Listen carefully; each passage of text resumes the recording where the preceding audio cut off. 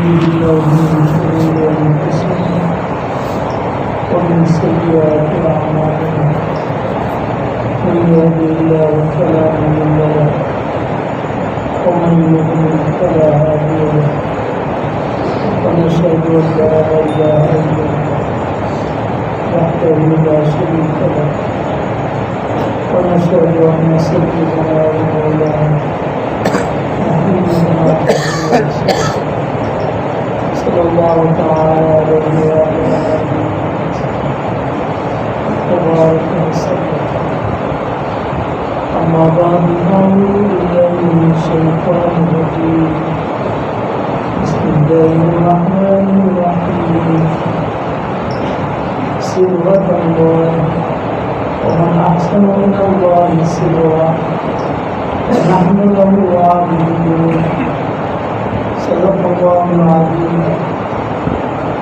اللهم صل وسلم وبارك على سيدنا ومولانا محمد وعلى آله وصحبه كما تحب وترضى قدر ما تحب وترضى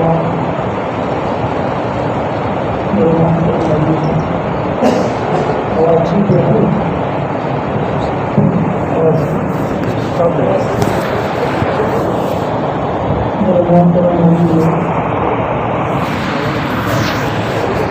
میرے لیے سعادت کی بات ہے کہ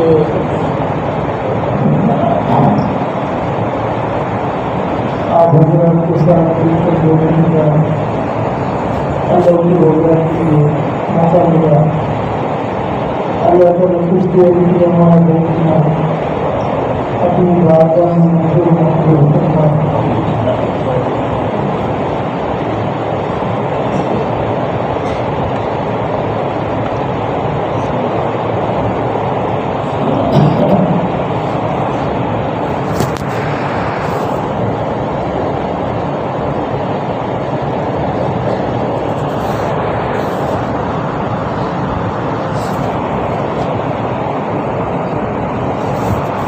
انسان جو عقل کی دور میں آگے چلتا ہے تو وہ عقل اس کو صرف اس مادی چیزوں پر لگاتا ہے اور مادے سے آگے سوچنا نہ عقل کا کام ہے اور نہ عقل کی وہاں پر رسائی ہے.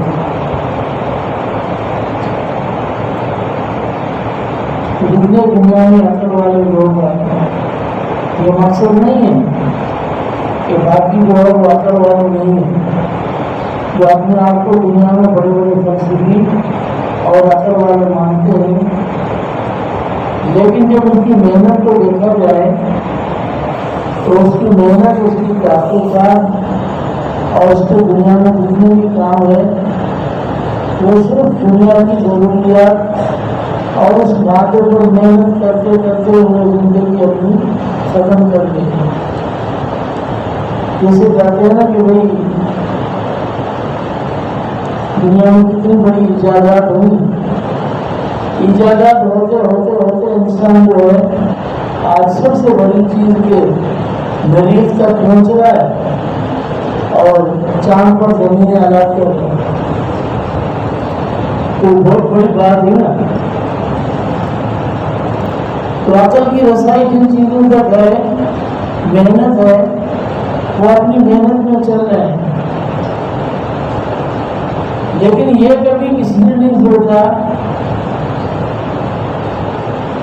کہ انسان کو بنانا اور اس کو سنوارنا کہ یہ بھی کوئی چیز ہے، یہ بھی کوئی محنت کی چیز ہے.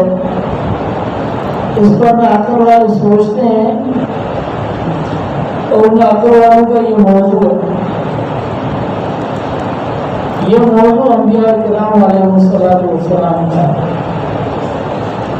اس لیے دنیا میں جتنے فلاسفہ اور دنیا میں جتنے بھی اہل عقول ہیں، پیغمبر کا موضوع اور پیغمبر کی محنت اس سے مختلف ہوتی ہے.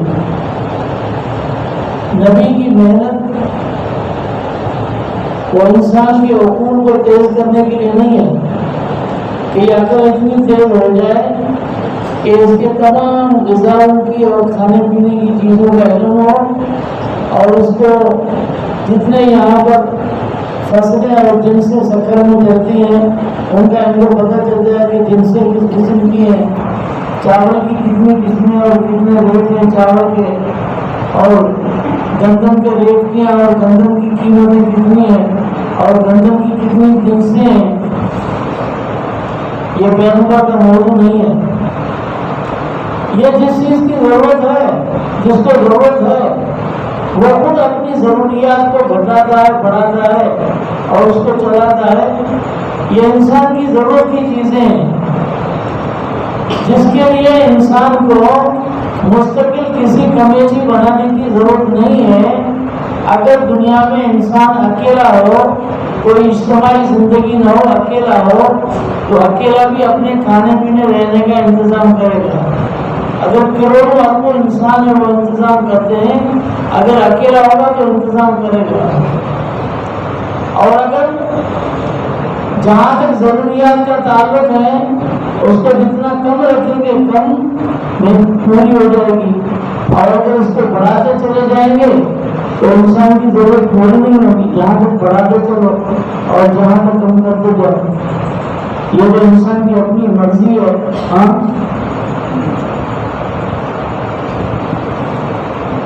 دنیا میں خانہ بدوش بھی رہتے ہیں نا، خانہ بدوش کی بنے جن کا اپنا کوئی گھر نہیں آ سکتا، جہاں رات میں وہاں ٹھہرے، صبح کو سفر میں شروع ہو گئے اور پھر چلتے ہیں۔ یہ بھی دنیا میں چل رہے ہیں نا۔ ہاں ان کو اپنے خیال میں جتنی ضرورت ہے پوری ہو رہی ہے۔ دنیا میں انسان کی ضرورت کی چیز کیا ہے؟ جناب حضرت عیسیٰ علیہ السلام وہ اپنے ساتھ ایک سرانہ لیتے تھے اور ایک پیالہ لیٹنے کے لیے، سرانہ آرام کے لیے، اور ایک پیالہ کھانے پینے کے لیے اپنے ساتھ رکھتے تھے سفر میں۔ تو حضرت عیسیٰ علیہ السلام راستے میں آئے تو دیکھا کہ ایک شخص جو ہے وہ اپنے بازو پر لیٹا ہوا، سرانے نہیں رکھا اس نے۔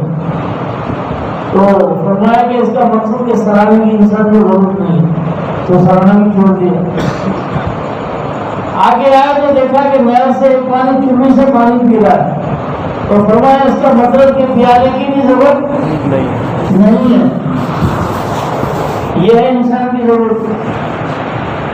اب کہیں گے جی ڈاکٹر بننا ضروری ہے، ٹھیک ہے، وہ یہ ضرورت کی چیزیں ہیں، یہ سارے علم ہیں، شعبے ہیں اور یہ ضروری ہیں، انجینئرنگ ہے، ڈاکٹری ہے، لیکن انسان کی ضرورت چیزیں ہیں۔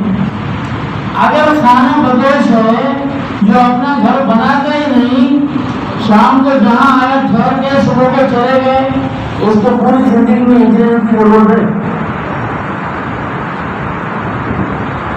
اس علم کی اس کو ضرورت نہیں ہے نا۔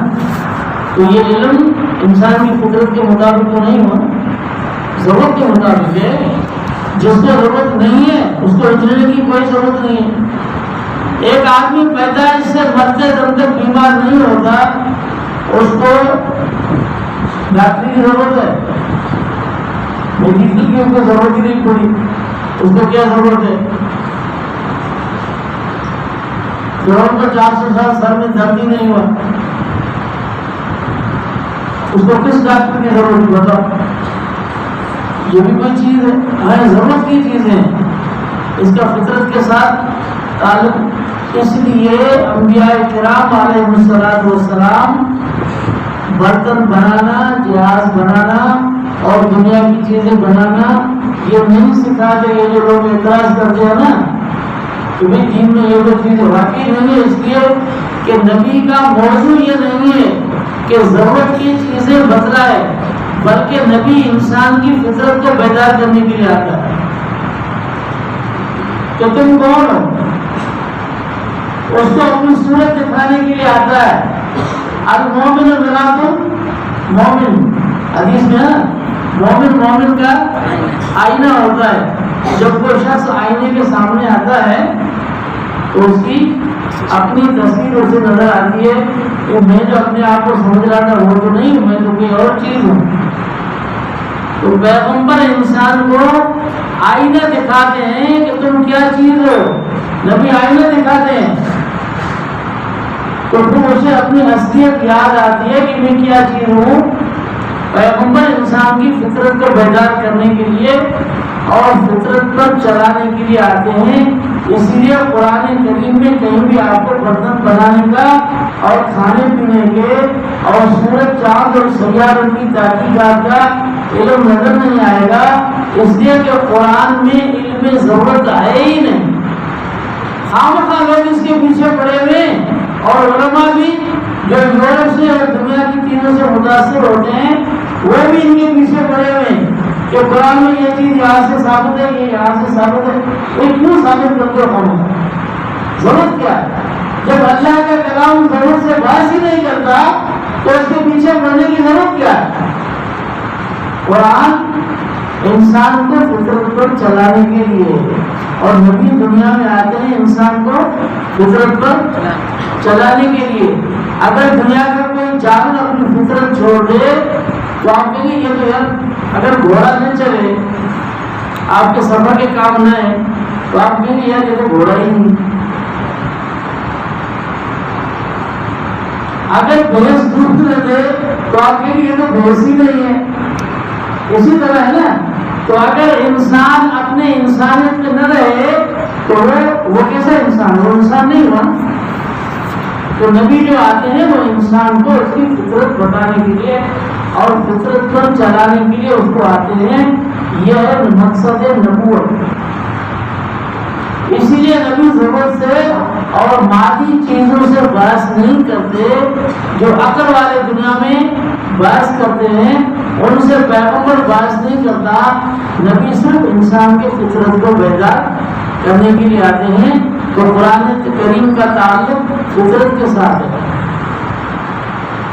اب میں اس کی آپ کو مثال دوں، اگر کوئی اچھا سا قاری یا مجلس میں تلاوت کرے بڑی سنری اور اچھی آواز میں، قرآن کریم کی تلاوت کرے، قرآن کریم عربی میں ہے نا، جو نہیں سمجھتے وہ بھی روتے ہیں۔ بھائی ان سے پوچھو تم سمجھتے نہیں تو کیوں روتے ہو؟ اس لیے کہ اللہ فرماتے لو انزلنا هذا القرآن على جبل لرأيته خاشعا متصدعا من خشية الله۔ اگر ہم قرآن کریم کو پہاڑوں پر نازل کرتے تو یہ قرآن کریم کا بوجھ اٹھانے سکتے تھے، یہ ریزہ ریزہ ہو جاتے۔ انا عرضنا الامانة على السماوات والارض والجبال فابين ان يحملنها واشفقن منها وحملها الانسان انه كان ظلوما جهولا۔ آسمان پر، زمین پر، پہاڑوں پر اللہ فرماتے ہیں ہم نے امانت پیش کی، انہیں اٹھانے سے انکار کر دیا کہ ہمارے اندر یہ سکت نہیں ہے۔ انسان نے اس کو اٹھایا، وحملها الانسان، انسان نے اس کو اٹھایا۔ کسی بھی مادی چیز کے اندر یہ پاور نہیں تھی کہ اللہ تعالیٰ کی اس کلام کا بوجھ برداشت کر سکے، اس لیے کہ وہ ساری ضرورت کی چیزیں ہیں، ان میں فطرت نہیں ہے۔ انسان میں فطرت ہے جو اللہ نے رکھی ہے، اور وہ فطرت قرآن کریم کے معقوب ہے، اس لیے انسان نے اس کو اٹھا لیا۔ تو قرآن کا تعلق انسان کی فطرت کے ساتھ ہے، ضرورت کے ساتھ نہیں ہے۔ اگر ضرورت کے ساتھ بھی پہاڑوں پر آتے، زمینوں پر آتے، سارے لوگ اٹھاتے، کسی نے نہیں اٹھایا، انسان نے اٹھایا۔ اور پھر جب قرآن کریم پڑھتے ہیں تو کوئی نہ سمجھے فقیر ہوتا ہے، اس لیے کہ اللہ کا کلام اور وہ انسان کی فطرت سے ٹکرا دی ہے تو اس کے اندر رہ جاتا ہے۔ میری تو کوئی تکلیف نہیں، میری آواز نہیں، میں تو ویسے ہی ہوں۔ مجھے ایک سکھ نے کہا کہ مجھے قرآن پڑھو شاہی مسجد میں، تو میں نے اس کو سورہ رحمان کا ایک رکوع سنایا اس سکھ کو، اس نے میری آواز نہیں ہوئی، ایسے ہی میں نے پڑھا آپ یقین کریں وہ روتا آخر کو اس کے آنسو پر. تو میں نے کہا تم کیوں روتے ہو؟ کہتے میرے دل سے رونا آتا ہے.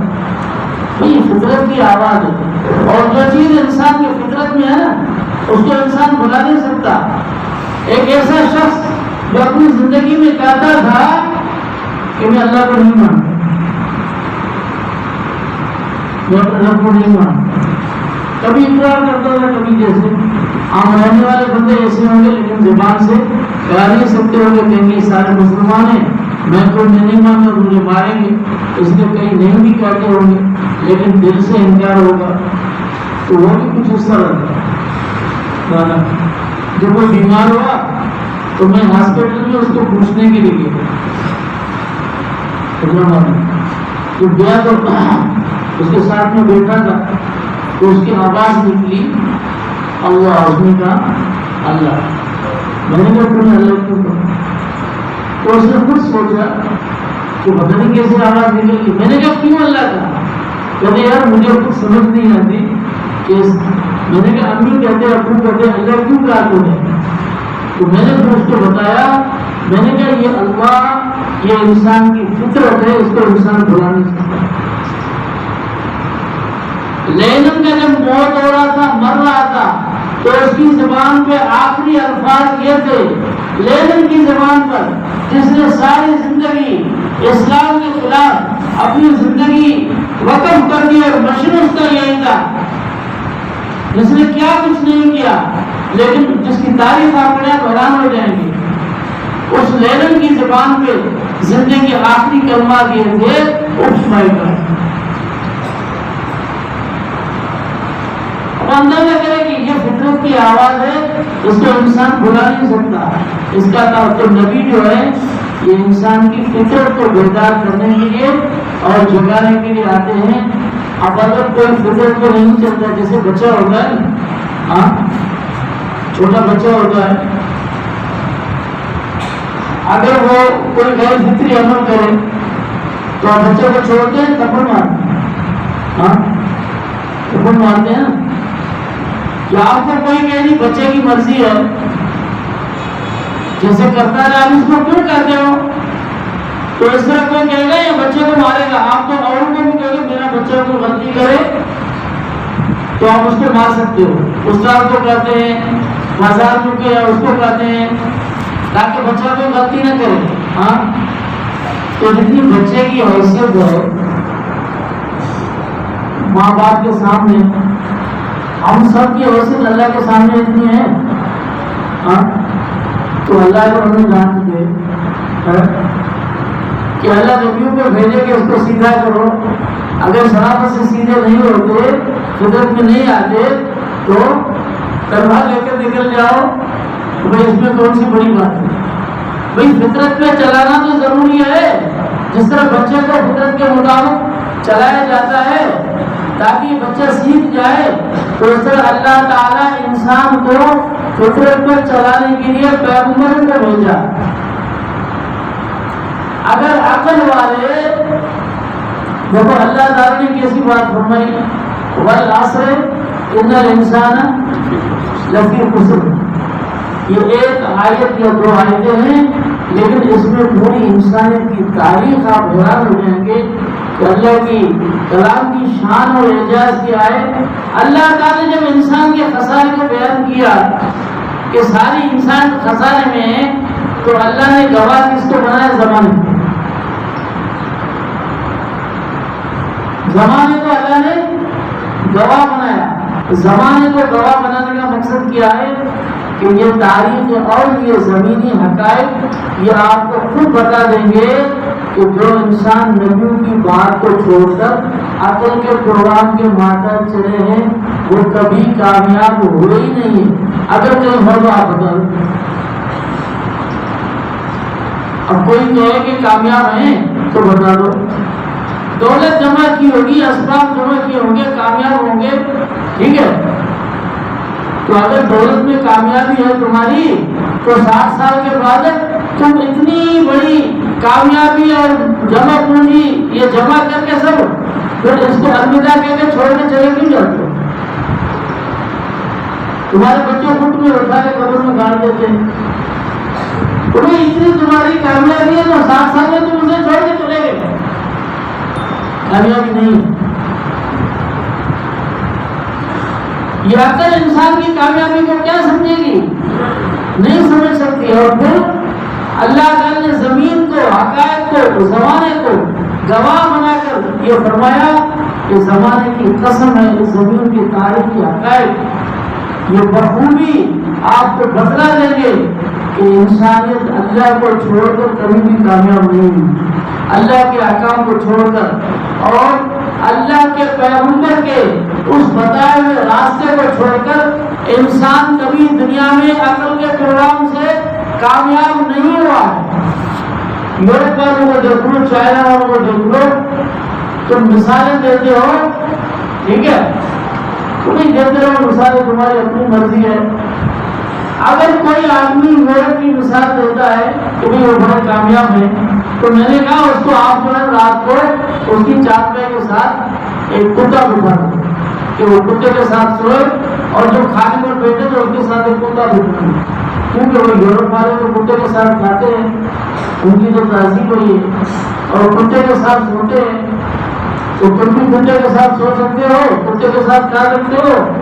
اگر نہیں ہے تم ہمارے سامنے ان بیوقوفوں کی تہذیبوں کی مثال کیوں دیتے ہو کہ یہ کامیاب لوگ ہیں، یہ خسارے میں ہیں دنیا میں. اور ساری تہذیبیں قرآنی معاشرے کے مقابلے میں اللہ فرماتے ہیں ساری کے ساری خسارے میں ہیں.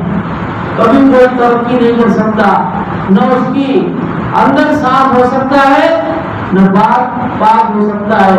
آج تم دیکھ لو کہ جو پیغمبر کی شریعت کو چھوڑتا ہے، نہ اس کی زبان صاف ہے نہ پاک ہے. جھوٹ بولنا ان کا وتیرہ ہے، اور وہ کہتے ہیں کہ ہم جھوٹ بولیں گے تو کامیاب ہوں گے، اگر ہم نے جھوٹ نہیں بولا تو ہم نقصان کھائیں گے. لیکن نبی اس لیے آتے ہیں، اللہ کے نبی کی آمد کا مقصد کیا ہے؟ تسلیت الظاہر والباطن. ہم سمجھ لو بات ہے، اصل چیز یہ ہے پیغمبر کی آمد کا مقصد اور نبی کا پروگرام کیا ہوتا ہے؟ ظاہر اور باطن کو ایک جیسا بنانا. ظاہر باطن کو ایک جیسا بنانا. اگر سونے کا ہار کوئی بیچتا ہے اور اس سے کوئی خرید کر جاتا ہے، جب گھر گیا تو پتہ چلا تو اوپر تو پالش کیا ہوا تھا اور اندر سونا نہیں تھا، تو آپ بتاؤ آپ اس کو صحیح سمجھتے ہو؟ ویسے دھوکہ کیا آپ کے ساتھ؟ دنیا کی کوئی چیز لے لو جس کا ظاہر و باطن برابر نہیں ہے، ظاہر اچھا ہے اندر خراب ہے، اس کی کوئی قیمت نہیں ہے، وہ بے قیمت چیز ہے. اور اگر سونا اس کو کہتے ہیں جس کو پورا درمیان سے توڑو اور 2 آدھے کرو تو ہر طرف سے ایک ہی رنگ نظر آئے. اگر سونے میں کوئی اور رنگ مکس ہو جائے، کہیں سے سفیدی نظر آئے، اس کو آپ صحیح سونا کہتے ہو؟ باہر سے اندر سے پورے کا پورا اس کو گلا دو، اس کا رنگ اترے گا. سونا اس کو کہتے ہیں. تو اب یہ بات سمجھ لو کہ پیغمبر نبی جو ہے نا، وہ انسان کو سونا بنانے کے لیے صبغۃ اللہ. ومن احسن من اللہ صبغہ، جو آیت آپ کے سامنے پڑی، اللہ کا رنگ لگانے کے لیے آتے ہیں. تو اللہ کا رنگ کیا ہے کہ یہ پورے کا پورا وجود جو ہے یہ سونے کی طرح بن جائے، جہاں سے کھولو ایک رنگ. ظاہر میں جو رنگ ہے اندر میں بھی وہی رنگ ہے، ظاہر و باطن برابر ہے، ان کے اندر کوئی فرق نہیں ہے. جو چیز زبان پہ ہے وہ دل پہ ہے، جو دل میں ہے وہ زبان میں ہے، جو دل میں ہے ہاتھ میں وہی ہے، آنکھ پر وہی ہے، دماغ میں وہی ہے، قدموں میں وہی ہے. پورے وجود میں ایک چیز ہے. جب دونوں ظاہر و باطن برابر ہو جائیں تو پیغمبر ان کو برابر کرنے کے لیے سمجھو مکمل سونا بنانے کے لیے آتے ہیں. اب ہم آج کل کی اپنی بھی بات نہیں کر رہے، جیسے ہر مسلمان ہم اپنی بات نہیں کر رہے. اللہ کے نبی جس زمانے میں آئے اور جس زمانے میں انہوں نے اصلاح فرمائی، صبغت اللہ کا رنگ جن پر لگایا، اب ان کی بات کرتے ہیں. حضور فرماتے ہیں اصحابی کا نجوم، میرے صحابہ ستاروں کی طرح. اب اسی میں بات آ جاتی ہے تو ستارہ کس کو کہتے ہیں؟ ہاں، یا آپ جتنی روشنیاں دیکھو گے نا، بلب کی لائٹیں کی جتنی روشنی ہوگی تو آپ اس کی جڑ میں دیکھو گے روشنی نہیں ہوگی. ہوتی روشنی نظر آئے گی لیکن جڑوں میں روشنی نہیں ہوگی. لیکن ستارہ اس کو کہتے ہیں جس کے سارے کونے روشن ہو اور درمیان والا حصہ بھی روشن ہو. تو اللہ تعالیٰ نے حضور کو بھیجا، جو مولانا نے آیتیں پڑھی، یا ایھا النبی انا ارسلناک شاہدا ومبشرا ونذیرا وداعیا الی اللہ باذنہ وسراجا منیرا. اللہ نے حضور کو سراج منیرا بنایا. اسی سراج منیر کی روشنی وہ جن کے سینوں میں آئی براہ راست، جن کی تربیت حضور نے فرمائی، اللہ کے نبی نے، وہ اصلاح کیسے فرمائی کہ پورا وجود سونا ہو گیا اور پورا وجود منور ہو گیا. اب کوئی نہیں کہہ سکتا کہ کوئی ایسا کونا ہو جس میں نور نبوت کا رنگ چڑھا ہوا نہ ہو. کوئی بھی ایسا کونا نہیں ہے. یہ نجوم کی طرح بن گیا، ستارے کی طرح. ستارہ پورے کا پورا روشن ہوتا ہے، اس کا کوئی کونا بے نور نہیں ہوتا. اس آفتاب نبوت کی شعاعیں صحابہ کرام کے پورے وجود میں سرائت کرتے ہیں. ہاں، ہم کیسے مومن ہیں، ہماری مثال نہیں ہے، یہ ان کی مثال ہے. ہمیں یہ کہا جاتا ہے کہ تم ان کی طرح ایمان میں رکھ جاؤ، اپنے ظاہر و باطن کو برابر کر دو. ہاں، جیسے ہم بازار میں نکلتے ہیں نا، تو اب آپ کو پتہ چلتا ہے بازار میں نکلنے کے بعد کہ میری آنکھ میں ایمان نہیں ہے. فرق آ گیا. ہاں، اندر سو رہا ہے اور باہر تاپا ہے اور کوئی اور ہوا ہے، برابر نہیں ہے. نبی تو پورے انسان کو سونا بنانے کے لیے آتا ہے، پورا ستارہ بن جائے، نجوم بن جائے، پورا وجود منور بن جائے. جب بازار میں جاتے ہیں تو پتہ چلتا ہے کہ آنکھ میں نور نہیں ہے، کان میں نور نہیں ہے اور ہاتھ میں نور نہیں ہے. تو یہ کون سا ایمان ہے؟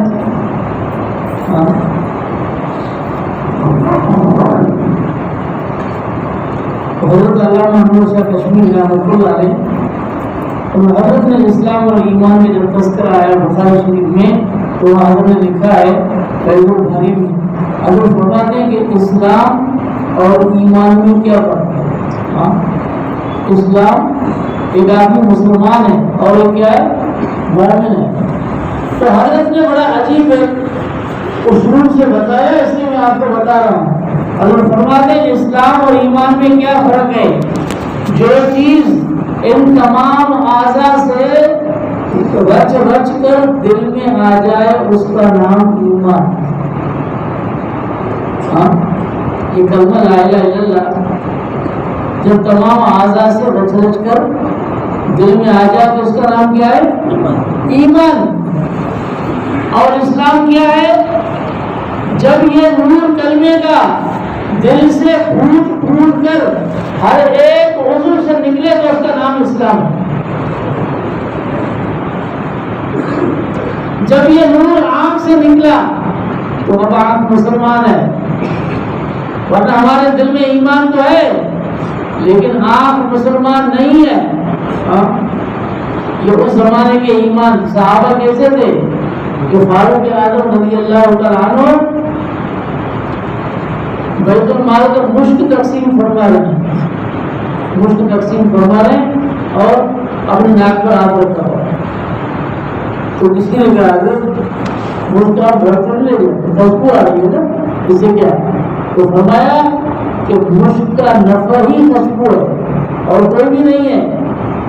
اگر میں نے بیت المال کے مشت کی خوشبو سونگھ لی تو بولا میں نے بیت المال میں خیانت کی.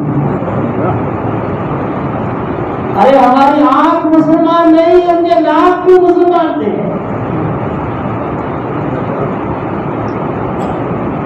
حضرت جریر بن عبداللہ بجری رضی اللہ تعالیٰ عنہ مدینے کی بازار میں جا رہے ہیں، لمبے قد کے تھے اور بڑے خوبصورت تھے. حضرت جریر اتنے خوبصورت تھے کہ سب سے آخر میں تقریباً آپ صلی اللہ علیہ وسلم کے وصال سے تقریباً 6 ماہ پہلے حضرت جریر نے کلمہ پڑھا، اسلام لایا. تو آپ صلی اللہ علیہ وسلم نے فرمایا کہ تم نے دیر سے کلمہ پڑھا، آخر میں آئے، اگر تم پہلے کلمہ پڑھتے نا، اسلام لاتے، تو جبریل امین تیری شکل میں آتا، تیری صورت میں آتا. جبریل امین حضرت دہیا بن خلیفہ کبیر رضی اللہ تعالیٰ عنہ اس کی صورت میں آتے تھے، اس لیے وہ بہت حسین اور خوبصورت تھے. اگر تم پہلے کلمہ پڑھتا تو جبرائیل تیری شکل میں آتا.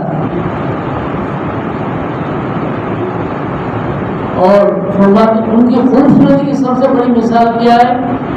تو فرماتے ہیں کہ حضور کس بھی عالم میں ہو، چاہے غصے میں ہو اور چاہے اپنے مزاج میں ایسے بیٹھے ہو، ما رآنی نبی صلی اللہ علیہ وسلم الا یتبسم. جب میں آتا اور حضور کی نظر میرے چہرے پر پڑتی، حضور بے اختیار مسکراتے. خوبصورت چہرہ تھا، آپ حضرت صلی اللہ علیہ وسلم کی نظر پڑتی حضور مسکراتے تھے، اتنا خوبصورت ہے. تو حضرت جریر نے دیکھا کہ میں خوبصورت ہوں اور قد کا بھی لمبا ہوں، مدینے کے گھر نیچے ہیں. جب میں مدینے کی بازار سے اور گلیوں سے جاؤں گا تو گھروں میں کسی بھی نوجوان بچی کی نظر میرے اوپر پڑ سکتی ہے اور وہ فتنے میں مبتلا ہو سکتی ہے. انسان بچوں کا ٹکرا ہے تو یہ نہیں کہ ہماری طرف بھائی پردہ تو عورتوں پر ہے نا، مرد پر تو پردہ نہیں ہے. لیکن حضرت جریر رضی اللہ تعالیٰ عنہ مدینے کی بازار اور گلیوں میں اپنے چہرے پر پردہ کر کے چلتے ہیں. جن کے ناک مسلمان تھے، جن کے چہرے مسلمان تھے. اب ہم اپنے اسلام کی بات کرتے ہیں کہ یار یہ ہم مسلمان ہیں، ہم مسلمان ہیں. اللہ نے فرمایا نہیں، تمہارے آئیڈیل صحابہ ہیں جن کی تربیت حضور نے کی، جو حضور کے شاگرد ہیں. پہلے آمنوں میں مسئلے کا آمن تم میں ہی پتہ دیتے تو تم اپنا ایمان کسی پاکستان اور انڈیا کے مولوی کی طرف مت بناؤ. تمہارا ایمان صحابہ کے ایمان کی مثل ہوگا تو کامیاب ہو. تمہارے آئیڈیل وہ ہیں جن کی تربیت حضور نے کی، جو حضور کے شاگرد ہیں. یہ ہوتی ہے تعمیر اور یہ ہوتی ہے انسان کی اصلاح اور یہ ہے پیغمبر کے آمد کا مقصد، تسویت ظاہر و باطن، ظاہر باطن کو برابر کرنا اور پورے وجود پر ایک رنگ ہو، جہاں سے کھولو کہیں سے دوسرا رنگ نظر نہ آئے، ایک ہی رنگ نظر آئے، یہ پورے کا پورا سرنا ہو. یہ ہوتا ہے مومن. اس کو کہتے اندر باہر ایک ہی ہو. اگر زبانی جمع کلامی کافی ہوتی تو اللہ تعالیٰ کو اس زمانے کے جو منافقین ہیں ان کو بھی بخش دیتی. وہ تو نہیں بخشے جائے. ہاں تو حضور کے سامنے آتے، کلمے پڑھتے اور حضور سے استغفار کرا دے اور آپ صلی اللہ علیہ وسلم نے دعائیں بھی کرا دی. دعائیں بھی کرا دی، یا رسول اللہ ہمارے دعا بھی کرو. ہم جنگ میں نہیں کہ دعا بھی کرو، لیکن صحابہ فرماتے ہیں کہ اگر سچ کہنے پر ہمیں سزا ملی دنیا میں تو ہم خوش ہیں.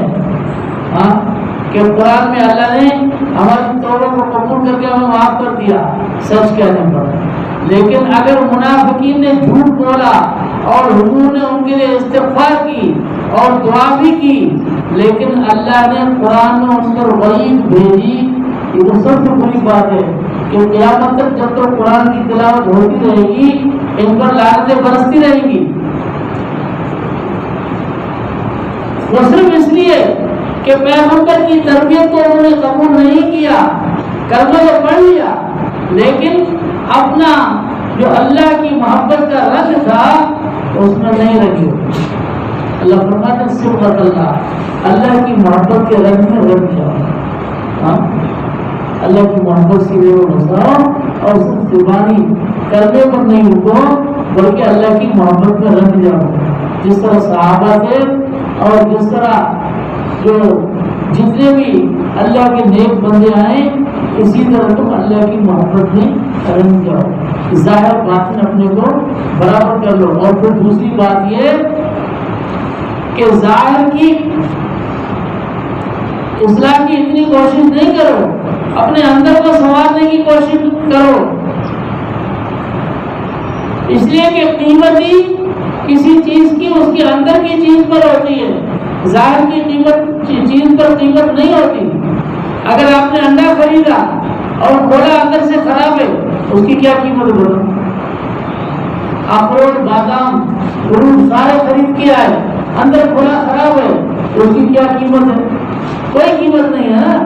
تو آپ سارے چیزوں کی دنیا میں قیمت اگر ہے تو اس کے باطن کے لحاظ سے ہے، تو تمہاری قیمت بھی اندر کی۔ ان اللہ لا ينظر الى صورکم واعمالکم ولکن ينظر الى قلوبکم ونیاتکم۔ اللہ تعالیٰ تمہارے ظاہری عمل کو نہیں دیکھتا۔ آپ روزانہ حدیثیں پڑھتے ہیں یہاں پر اپنی مسجدوں میں کہ بعد نماز پڑھتے ہیں، ان کی نماز ان کے آلے کپڑے میں لپیٹ کر منہ میں ماری جاتی ہے۔ کوئی صورت تو ہو گئی نماز کی، نماز سے پڑھ لی تو پھر منہ میں کیوں ماری جاتی ہے؟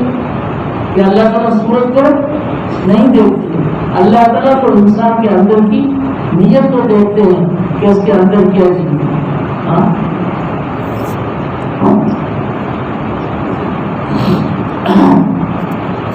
حضرت حسن بصری رحمۃ اللہ علیہ وہ مسجد شریف میں آئے تہجد پڑھنے کے لیے، تو دیکھا کہ حضرت حبیب عجمی رحمہ اللہ وہ تہجد پڑھ رہے ہیں، تو خیال کیا کہ میں ان کے پیچھے تہجد شروع کروں، نفل پڑھ لوں، لیکن دیکھا کہ اس کی تجوید اچھی نہیں ہے، الفاظ اس کے ٹھیک نہیں ہے، اس لیے اس نے نماز اپنی الگ پڑھی، اور نماز پڑھ کے بیٹھے تو آنکھ لگے اللہ تعالیٰ کی زیارت دیدار ہوتا۔ تو خواب میں اللہ تعالیٰ سے پوچھتا ہے یا رب ای العمل احب الیک فی اللیل، آج رات میں آپ کے نزدیک سب سے محبوب عمل کون سا تھا؟ تو اللہ تعالیٰ نے فرمایا الصلاۃ خلف حبیب العجمی، آج اگر تم حبیب عجمی کے پیچھے نماز پڑھتے تو یہ میرے نزدیک سب سے بہتر تھا، اس لیے کہ تم نے یہ دیکھا کہ حبیب عجمی الفاظ اچھے ادا نہیں کرتا تو تم نے اس کے پیچھے نماز نہیں پڑھی، لیکن تم نے اس کے دل میں میرے وحدت کے سمندر کو نہیں دیکھا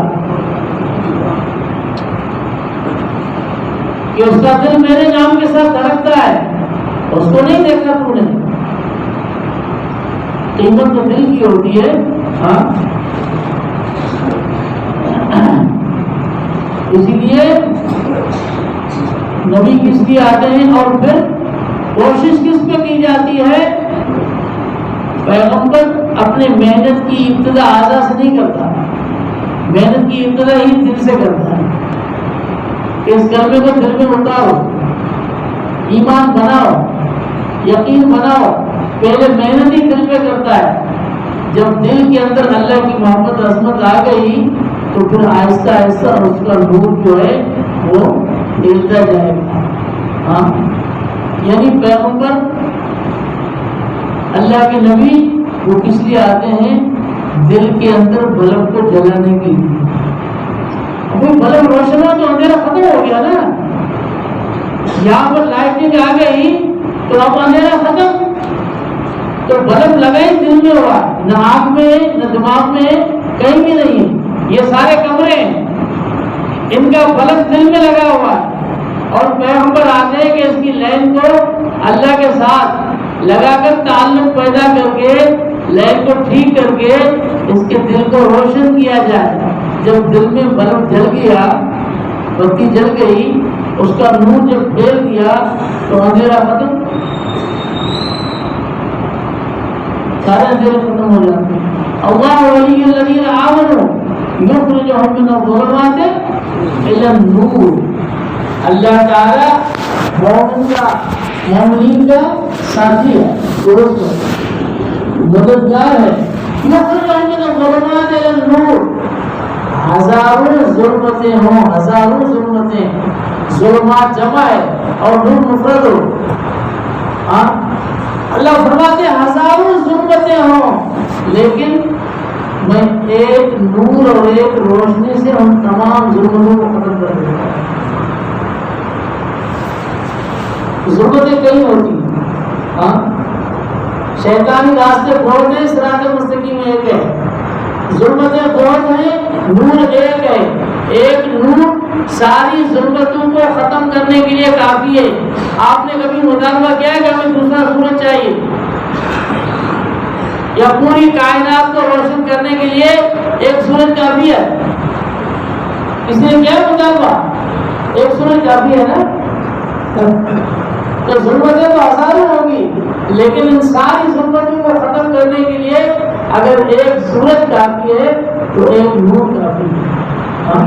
اللہ تعالیٰ کی طرف سے جو نور اور روشنی آئی اس کا بلب انسان کے دل کے اندر ہے، یہ تعلق اللہ سے پیدا ہوتا ہے اور اللہ کی محبت سے پیدا ہوتا ہے۔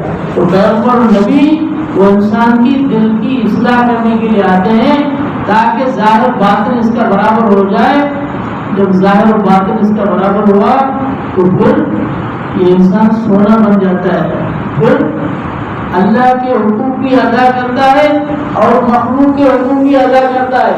ورنہ تو ساری دعویٰ ہے خالی، کپڑے اچھے پہننے میں اسلام نہیں ہے۔ حضور نے کیا فرمایا؟ اسرعوا ظاہرکم وقیموا سرائرکم الی اللہ۔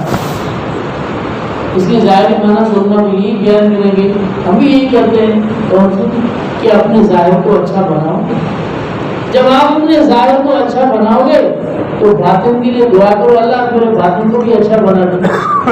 جس طرح ظاہر میں نے اپنے آپ کو اچھا بنایا، نماز پڑھ رہا ہوں اور کلمہ پڑھ رہا ہوں، بات کر رہا ہوں، اچھے کپڑے پہن رہا ہوں، اللہ تو میرے باطن کو بھی اچھا بنا لے۔ ہاں لیکن ایک مطلب اس کا یہ بھی ہے کہ اسرعوا ظاہرکم وقیموا سرائرکم الی اللہ، اپنے ظاہر کو بناؤ اور اپنے دل کو اللہ کے حوالے کرو۔ یہ دل کسی کو مت دو، ظاہر دنیا میں کام کاج کرتے رہو لیکن یہ دل جو ہے اس کا تعلق صرف اللہ کے ساتھ اور کسی کے ساتھ۔ یہ دل اللہ نے دنیا کے لیے نہیں بنایا، یہ قدم بھی دنیا کے لیے، آنکھوں میں یہ ساری چیزیں جو ظاہری نقشہ ہے یہ سب کچھ دنیا کے لیے، لیکن دل اللہ نے اپنے نہیں بنایا۔ یہ دل جو ہے یہ مجھے دو، اس میں صرف میری عظمت ہو اور میری محبت ہو، میری جاہ و جلال ہو، تو اپنا وجود، اپنا نفس، اپنا جلال سب کچھ ختم کر دو اور یہ دل مجھے دے دو۔ تو یہ دل اگر تم مجھے دو گے تو پھر میں تمہیں سب کچھ عطا کر دوں گا۔ اب کوئی کسی کا بن جاتا ہے، کوئی کسی کا بن جاتا ہے، اس کے بننے کا مطلب یہ نہیں ہوتا کہ ہاتھ اس کو دے دیتا ہے، کہ وہ ہاتھ کاٹ کے لے جاتا ہے یا آنکھ اس کو دیتا ہے یا سر کاٹ کے اس کو دیتا ہے، کچھ نہیں دیتا۔ کوئی کسی کا بن جاتا ہے اس کا مطلب کہ اپنا دل اس کو دے دے، یہی مطلب ہے نا۔ تو کوئی اللہ کا بن جائے اس کا مطلب کیا ہے؟ یہ دل اللہ کو دے دے۔ تو کوئی آدمی کسی کا بنتا ہے اس کا مطلب ہی یہی ہوتا ہے کہ جب کوئی اللہ کا بن جائے اس کا مطلب یہ نہیں ہے کہ ہم نے کلمہ پڑھ لیا تو اللہ کے ہو گئے، نہیں۔ نماز پڑھ لی تو اللہ کے ہو گئے، نہیں۔ حج کر لیا تو اللہ کے ہو گئے، نہیں۔ من کان للہ کا مطلب یہ ہے جو اللہ کا ہو گیا، یعنی دل اللہ کو دے دیا، دل میں یاد و دست میں کا۔ ہاں ہمارے یہاں شاہ عبد الکریم رحمۃ اللہ علیہ، ابھی بڈائی رحمۃ اللہ علیہ کے پردادا جو تھے، پیدائشی ولی تھے حضرت شاہ عبد القادر رحمۃ اللہ علیہ، انہوں نے ایسے ہی اپنے مریدوں کو بتایا کہ بھائی صرف دل کے اندر اللہ کی محبت رکھو اور کچھ نہیں، اللہ کا ذکر کرو، اللہ کے سوا کوئی کسی کو یاد مت کرو۔ تو حضرت صبح اپنے کھیت میں ہل چلا رہے تھے، تو کسی نے آ کہا حضرت ہمیں تو کل آپ نے بتایا کہ کوئی کام نہیں کرو، صرف اللہ کے بن جاؤ، اللہ کے لیے ہو جاؤ، آپ تو یہاں ہل چلا رہے ہیں، یہ کام کر رہے سارے۔ ہاں تو پھر حضرت نے اپنے شعر میں ایک مثال دی ہے، وہ سندھی میں مثال ہے، شعر بھی حضرت شاہ عبد القادر رحمۃ اللہ علیہ کے جو سندھی ہے وہ سمجھیں گے۔ پانی سے پہرو جلتے پکی جیاں اساں سجن کیاں رہو آئے ہوا۔ تو حضرت نے فرمایا کہ آپ نے دیکھا ہوگا کہ عورتیں اپنے سر پر 2 مٹکے پانی کے بھر کے اٹھا دی، تو حضرت نے اس کو سمجھایا کہ یہ عورتیں 2 مٹکے پانی کے سر پہ اٹھا کے آ رہی ہیں اور آپس میں باتیں کرتے ہوئے آ رہی ہیں، لیکن یہ مٹکے گرتے نہیں۔ آپ نے دیکھا ہے کہ 2 مٹکے گھر میں کبھی چلے جاؤ تو آپ کو پتہ چلے گا، 2 مٹکے پانی کے سر پر رکھے ہوئے آ رہی ہیں، باتیں کرتی ہوئی آ رہی ہیں، لیکن وہ مٹکے گرتے نہیں۔ تو فرمایا یہ مٹکے کیوں نہیں گرتے؟ تو لوگوں نے کہا اس لیے نہیں گرتے کہ باتیں تو کر رہی ہیں لیکن دھیان ان کا مٹکوں کی طرف ہے۔ دل کس طرف ہے؟ مٹکوں کی طرف ہے۔ اگر دل ہٹ جائے گا تو گر جائیں گے، دھیان ہٹ گیا تو گر جائیں گے۔ تو حضرت نے فرمایا اسی طرح ہے کہ ہل چلاؤ، دنیا کے کام کرو، دکانداری کرو، لیکن یہ دھیان صرف اپنے رب کے ساتھ، یہ صرف اللہ کے ساتھ، یہ کسی کے ساتھ مت ہو۔ اور پھر دیکھو کہ اللہ تعالیٰ کس طرح تمہیں نوازتے، جب تم اللہ کے ہوگے تو کان اللہ لہو، اللہ فرماتے جب بندہ میرا ہوتا ہے تو میں اس کا ہو جاتا ہوں۔ تو اللہ جب کسی کا ہو جائے، اللہ جب ہو جائے کسی کا تو اس کی نشانی کیا ہے، علامت کیا ہوتی ہے کہ اللہ کسی کا ہو جائے؟ دوسرے دعا کرنے کی اللہ ہمارا ہو جائے، اب یہ کیسے نشانی کیا ہے؟ تو سمجھو کہ جب ہمیں اپنے رب سے محبت ہے، جب ہمیں اپنے رب سے محبت ہے تو یہ ایمان، یہ ایمان کی نشانی ہے کہ ہمیں اپنے رب سے محبت ہے۔ جب ہم دعویٰ کرتے ہیں کہ ہمیں اللہ سے محبت ہے، یہ ایمان کی نشانی ہے۔ اور جب ہماری دل میں یہ بات آئے کہ اللہ مجھ سے محبت کرتا ہے تو یہ ولایت ہے۔ جب دل میں آ جائے یہ بات کہ اب اللہ مجھ سے محبت کرتا ہے تو یہ ولایت ہے۔ اب ہر کوئی اپنے آپ کو دیکھ لے، ہم تو محبت کرتے ہیں لیکن ایک طرف سے رضا سے کام نہیں چلتا نا، جب دوسری طرف راضی نہ ہو شادی ہوگی نہیں ہو سکتی نا۔ اب کوشش اس چیز پہ کرنی چاہیے کہ ہماری دل میں یہ بات آ جائے کہ اللہ ہم سے محبت کرتا ہے۔ ہم تو اللہ کی محبت کے دعوے دار ہیں لیکن اتنی محنت کریں کہ اللہ ہم سے راضی ہو جائے اور اللہ تعالیٰ کا دھیان نصیب ہو جائے۔ جب اللہ کی ذات کا دھیان نصیب ہو جائے اور قیامت کے دن کیا ہوگا؟ اللہ فرماتے ہیں وَيَوْمَ يَعْضُ الظَّالِمُ عَلَىٰ يَدَيْهِ يَقُولُ يَا لَيْتَنِي اتَّخَذْتُ مَعَ الرَّسُولِ سَبِيلًا يَا وَيْلَتَىٰ لَيْتَنِي لَمْ أَتَّخِذْ فُلَانًا خَلِيلًا۔ تو کتنی بڑی بات ہے۔ وہ کافر جو ہوگا قیامت کے دن جو ندامت کے آنسو ملے گا اور وہ پشیمان ہوگا اور اپنے ہاتھوں کو اپنی داڑھ کے نیچے دبا کر کھائے گا، وہ کیا کہے گا؟ یا ویلتا لیتنی لم اتخذ فلانا خلیلا، کاش فلاں کے ساتھ میں دوستی نہ رکھتا۔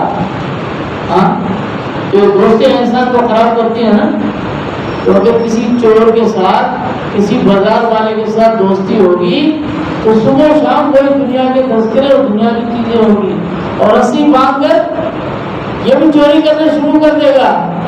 لیکن اگر کسی اللہ کے نیک بندے کے ساتھ محبت ہوگی اور اس کے ساتھ بیٹھیں گے تو پھر کچھ حصہ تو مل جائے گا کہ نہیں ملے گا۔ صحبت کا اثر ضرور ہوتا ہے، ہاں صحبت کا اثر ہوتا ہے۔ یہ پنکھا کسی کے لیے چلائیں گے لیکن جو ادھر بیٹھا ہوگا ہوا اس کو بھی لگے گی، جس کے لیے نہیں چلاؤ لیکن مجلس میں بیٹھنے والے کو بھی ہوا آئے گی۔ اگر کسی بھی قبرستان میں اللہ کا نیک ولی ہے تو اگر اس کو جنت کی ہوائیں چلیں گی ان پر تو ان کے آس پاس والوں کو بھی چلیں گی۔ رحمۃ اللہ علیہ حضرت سے کسی نے پوچھا حضرت اگر کسی جگہ کسی اللہ کے نیک بندے کے قدم لگے تو ان کے اثرات ہوتے ہیں؟ حضرت حماد علیہ کی رحمۃ اللہ، میرے والد صاحب حضرت سے بیعت ہوئے جو والد صاحب کی عمر 15 سال تھی، اس وقت حضرت سے بیعت ہوئی بہو سے، اور الحمدللہ آخر تک حضرت والد صاحب بیعت میں رہے۔ تو حضرت حالمی رحمۃ اللہ نے فرمایا بھائی آپ اپنی زمینوں میں جانوروں کا گوبر لگاتے ہو تو اس سے فصل اچھی ہوتی ہے، کھیت اچھی ہوتی ہے؟ تو اس نے کہا جانوروں کے گوبر میں اتنی تاثیر ہے، اللہ کے نیک بندوں کے قدموں میں اثر نہیں ہے۔ اللہ نے قرآن میں فرمایا سبحان الذی اسریٰ بعبدہ لیلا من المسجد الحرام الى المسجد الاقصی الذی بارکنا حولہ۔ مسجد اقصی وہ جس کے ماحول کو ہم نے مبارک بنایا۔ تو ماحول مبارک کیسے بنا؟ کہتے انبیاء کرام کی قبریں ہیں، نبیوں کی قبریں ہیں، اور ہمارا عقیدہ ہے کہ انبیاء اپنی قبروں میں حیات ہیں۔ ہاں تو نبیوں کی قبریں جہاں اللہ کے نبیوں کی قبریں ہوں گی تو وہاں برکات نہیں ہوگی۔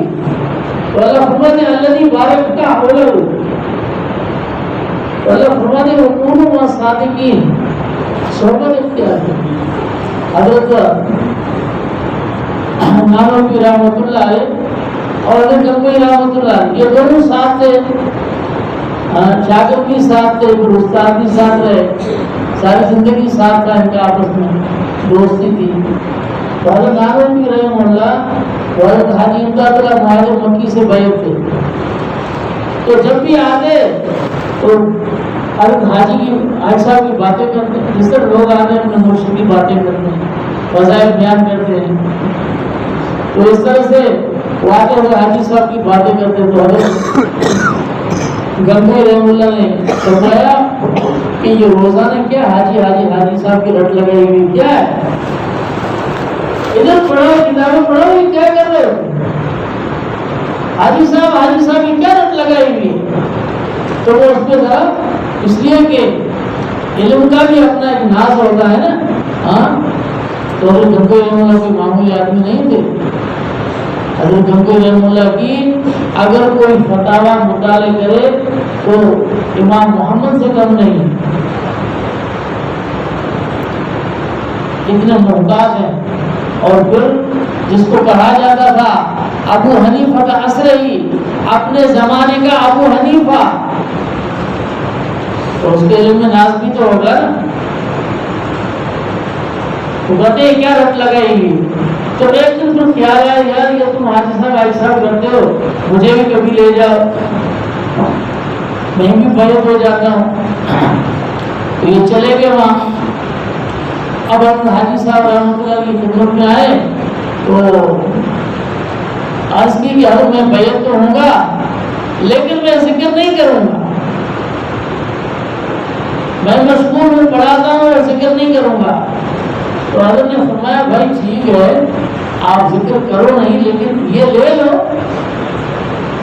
اگر نہیں کرتے تو ٹھیک ہے لیکن لے لو۔ تو حضرت نے ذکر بتلا دیا، بھی کرو تو نہ کرو، لے لو۔ رات کو حضرت نے فرمایا کہ اس کی چارپائی میرے چارپائی کے ساتھ رکھنا،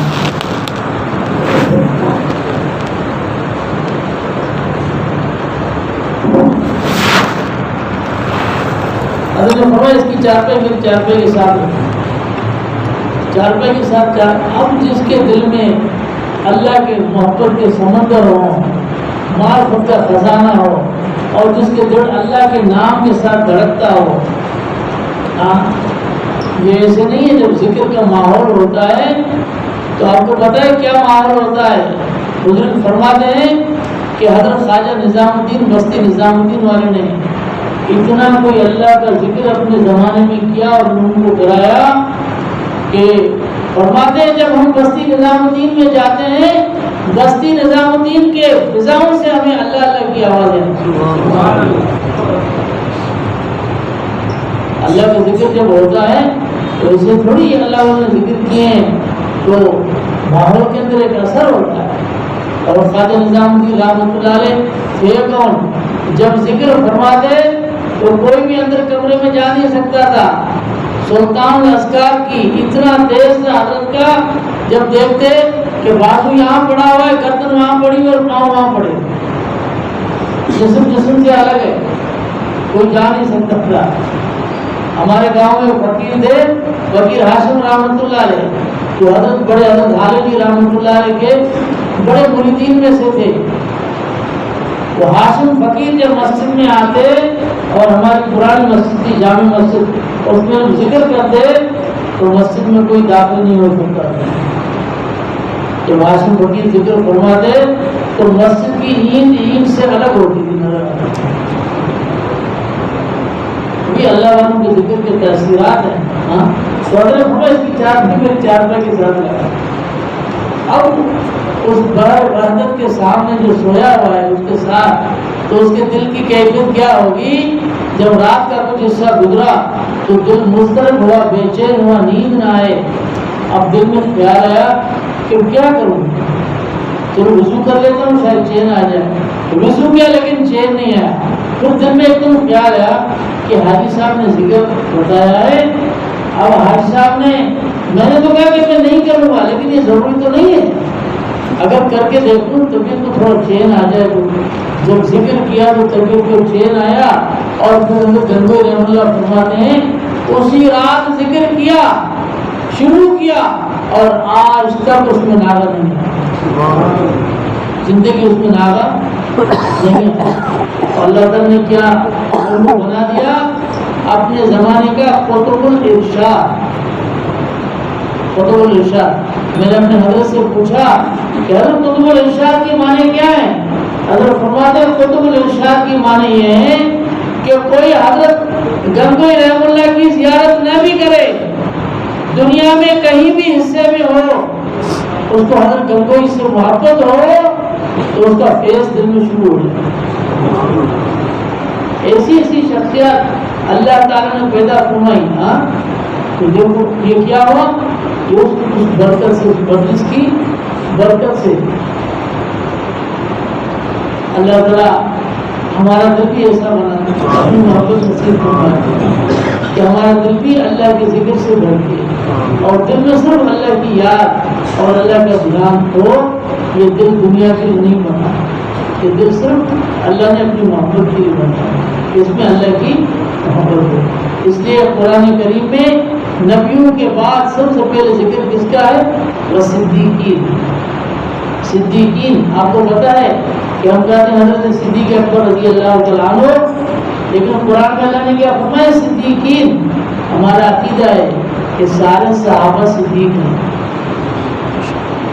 سارے صحابہ صدیق ہیں، سارے نبی ہیں، نبیوں کے سردار حضور ہیں، سارے صحابہ صدیق ہیں۔ صدیقین کا سرخیل حضرت صدیق اکبر رضی اللہ تعالیٰ عنہ، یہ سارے صدیقین ہیں۔ صدیق کس کو کہتے ہیں؟ کہ جس کے دل میں غیر ہو ہی نہ، جس کی زبان میں سچ کے سوا کچھ نہ ہو، جس کے دل میں اللہ رسول کے سوا کچھ نہ ہو، جس کا دل غیر سے پاک ہو۔ ان کے دل غیر سے پاک ہو گئے، غیر کی محبت نہیں تھی۔ یہ کیا محبت ہوتی ہے؟ جس کو ہم کہتے ہیں، ہم اپنے دولت مندوں کو دیکھیں کہ ہمارے یہاں جو دولت مند ہے وہ کس قسم کے ہیں، لیکن اس زمانے کا دولت مند ایسا تھا، ہاں جس کے نام کے ساتھ بھی غنی لگا ہوا ہے، ابو عثمان غنی. غنی کی معنی کیا ہے؟ ہاں دولت مند. ہاں تو غنی کی معنی ہے دولت مند. لیکن جیسے ابو عثمان کو ذوالنورین کہا جاتا ہے. ہاں ذوالنورین. ذوالنورین کی معنی آپ صلی اللہ علیہ وسلم کے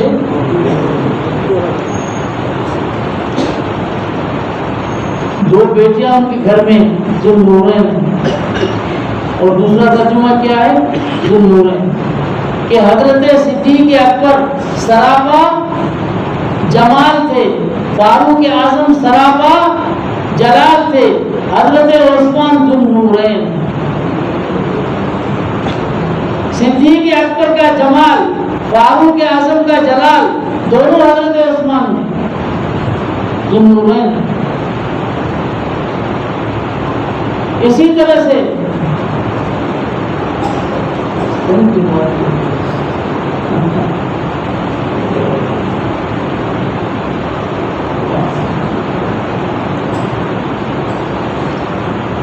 اللہ تعالیٰ ہمارے دل میں اپنی سچی محبت نصیب کرتا اور دل جو ہے کہ اللہ کی محبت سے طریقے اللہ کی سچی محبت نصیب کرتا اور دل سے غیر جو ہے وہ پاک ہو جائے، صاف ہو جائے. اللہ تعالیٰ اپنے انوارات سے ہمارے سیروں کو آخر